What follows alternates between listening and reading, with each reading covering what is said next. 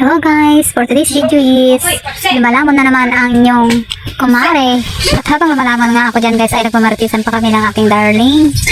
At ang sarap nga guys ng lamon ko dyan dahil sinabayan pa ng malakas na ulan. At ganadong-ganado nga pa ako kumain dyan dahil hindi pa ako nakapananghalian kanina. Dahil nabusog nga pa ako kanina sa kinain ko pong suman at saka yung biko. Tapos meron pang grahams. Kaya yan guys, bumabanat na naman ang inyong kumare kumain.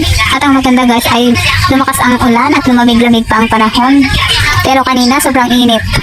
At ayan nga guys, habang kumakain ako ay nagmamaritisan pa kami ng aking darling habang hinintay niya pa ako makatapos kumain. At tinatawanan niya pa ako guys dahil habang kumakain ako ay yung isang pa ako ay nakataas pa. Sabi ko nga guys ay gutom na gutom ako, tapos ayun nga guys, nakataas pa yung isang pa ako habang kumakain ako. At buti na lang guys ay walang masyadong mga tao dito ngayon. Ganado po talaga akong kumain guys dahil sa ulam kong inasal. Pero halos hindi ko rin bumaubos yung aking kinakain na pitsu na inasal. At yan nga po guys, tinutulungan ako ng aking darling na ubusin niya.